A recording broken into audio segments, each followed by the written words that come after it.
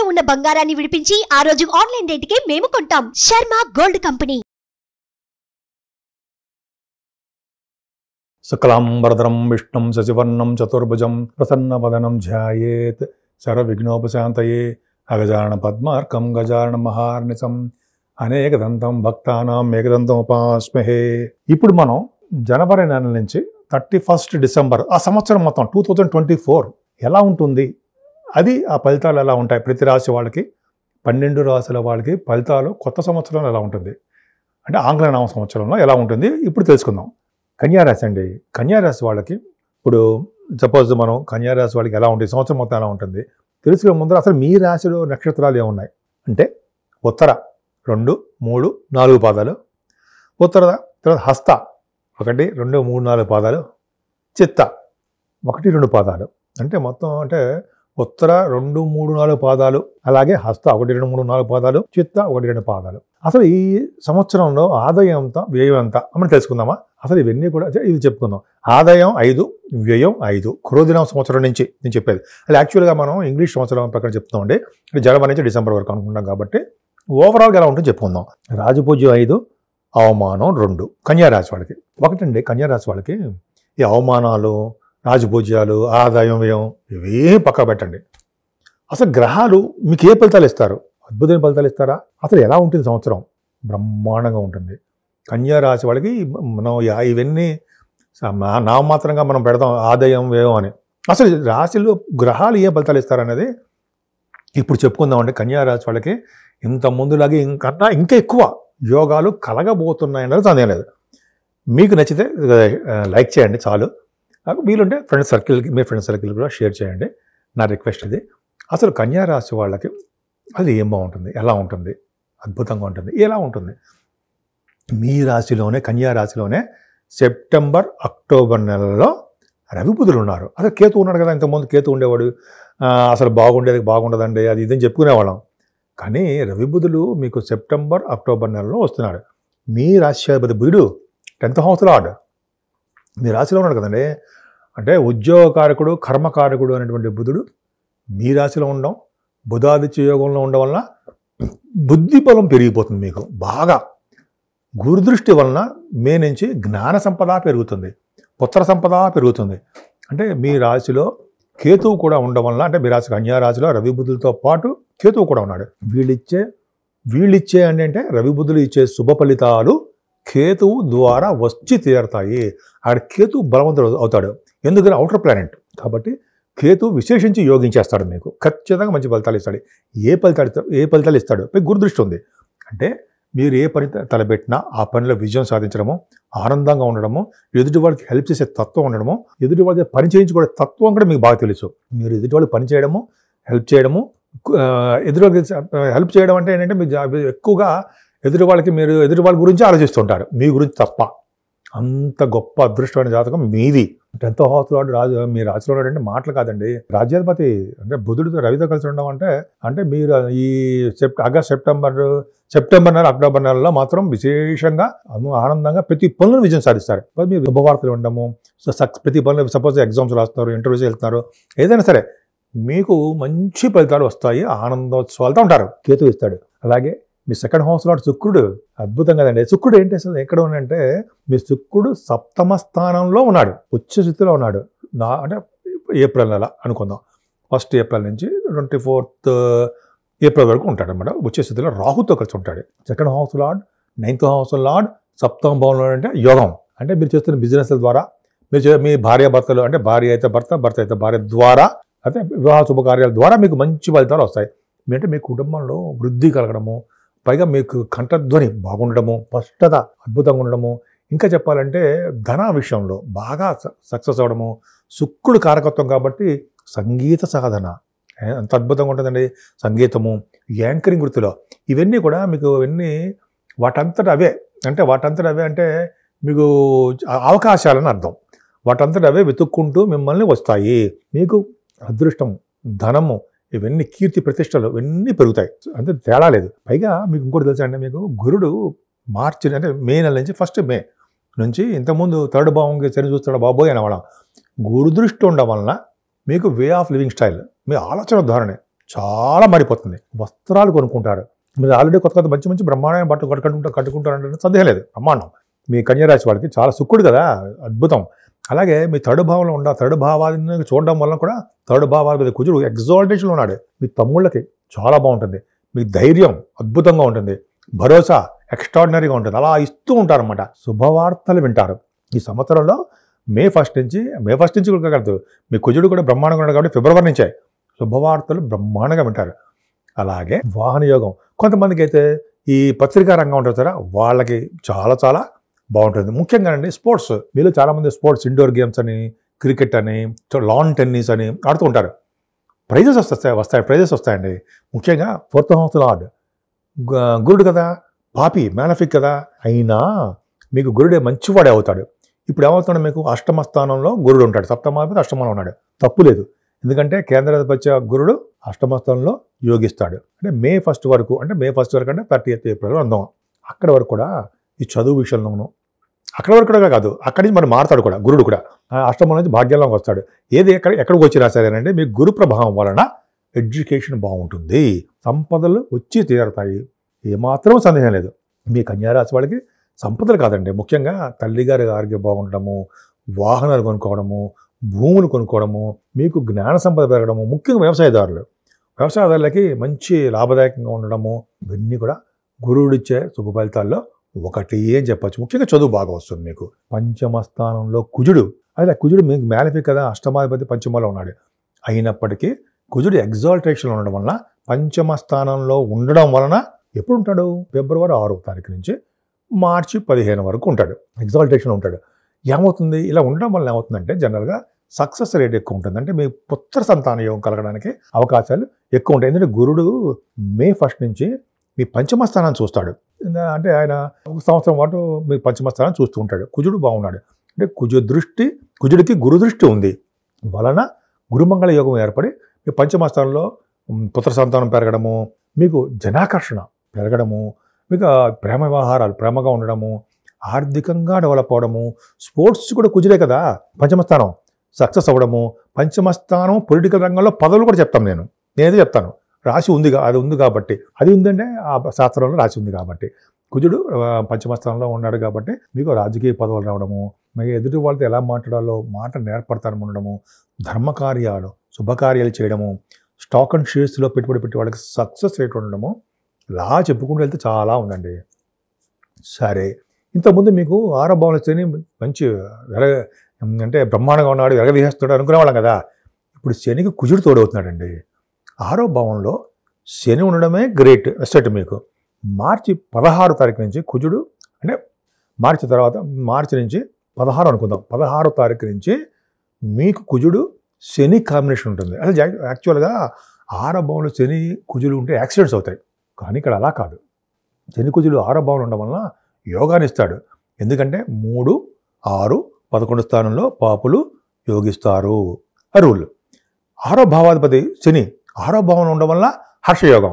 ఇక్కడ ఏమాత్రం bad impact చెప్పుకోవడానికి అవకాశం లేదండి. సంపూర్ణ ఆయుర్దాన్ని ఇస్తాడు, మీకు సేవకా జనాన్ని ఇస్తాడు. తర్వాత ఇంకేంటంటే మీకు సేవకా జనంతో పాటు ఫ్రెండ్ సర్కిల్ ఎక్కువ పెంచుతూ ఉంటాడు. శని ప్రభావం కదండి. ఎనిమీస్, అది చెప్పాలి మీకు. ఎనిమీస్ అంటే మీకు ఎనిమీస్ మీకు అర్థమైపోయి ఉంటుంది, లేకుండా చేస్తాడు. మిమ్మల్ని బాధపడేవాడు, మిమ్మల్ని చూసి ఏడ్చేవాడు, అవన్నీ లేకుండా చేసేస్తాడు. అవన్నీ పక్కన పెడితే అసలు ఏమి ఇస్తాడంటే, శని కుజులు మీకు పర్ఫెక్ట్గా 6వ భావంలో ఉన్నారు కాబట్టి రాజకీయ రంగంలో మీరు సెలెక్ట్ అవుతారు. అంటే రాజకీయ రంగంలో మీరు ఉంటారు, మీ జాతకాల ప్రకారం చూసుకోండి, ఉంటారు. రాజకీయ రంగంలో పదవులు వస్తాయి, రాజకీయ రంగంగా ఎదుగుతారు. అంతేనా? వాళ్ళకేనా, మనకి లేవా? ఉన్నాయి. అంటే శని కుజుల వలన గవర్నమెంట్ జాబ్లు వస్తాయండి. మీకు శని ఇంకోటి తెలుసా అండి, మీకు చెప్పాలి. అష్టమాధిపతిగా కుజుడు ఉన్నాడు, చూడండి అదృష్టం. అష్టమాధిపతి 6వ భావంలో ఉన్నాడు, 6వ భావాధిపతి 6వ భావంలో ఉన్నాడు.